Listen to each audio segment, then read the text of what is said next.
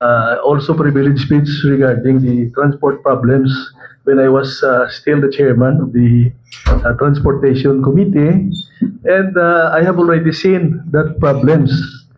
In fact, do you think the assistance should not be, there should not be additional assistance? Is 160,000 equity enough for the cost of one unit modernized jeepney, which costs as of now is 2.3 million? May I answer, Madam Chair? Yes, please. Kulang gid, no? I agree with the good counselor. 160, kulang gid ang subsidy, gapang langhap gid sila. Sa umpisa, binila bastante na. So sa paglakat, nakibot sila may bayad magaling nga balayran. Pag resulta na sa maintenance, pagbuwa na sa mga pagsaka sa gasolina, hindi na mag-igo ang ilang mga na kolekta adlaw. So ang panawagan dugang gid nga subsidiya kung pwede pa lang.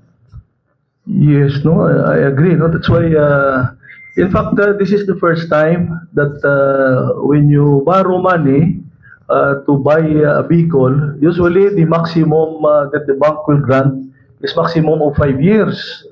But in this part, that applies for private vehicles.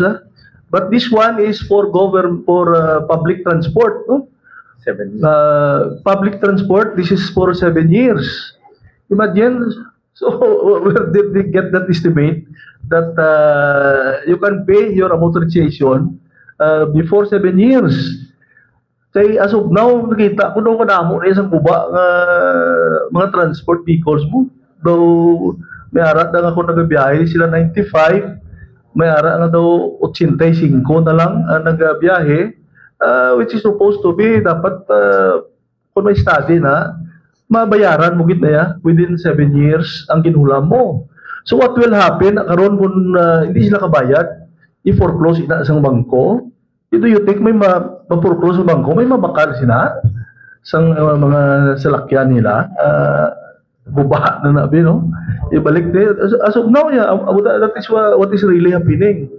So except for severals, I think I've talked with the WBTC, the Cisco. So far, 2 or 3 lang ang makita mo nga daw nakabayad sa ila amortization. So it will appear that this program is a failure unless the government will add additional subsidy or at least 50% of the cost of the unit. That's what I am saying before. At least kung pwede tani, 1 million subsidy, why only give 60? Actually, originally, it was only 80. Then they increased it to 160, double. But the price of the motorized jeepney is also increasing. So, aside from sa gasolina dyan, nga nagamahal man, why mga discount?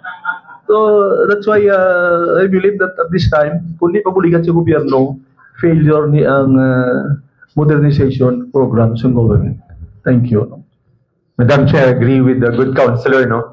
Kung guba na ang mga bus, ginapairan po na bulanan.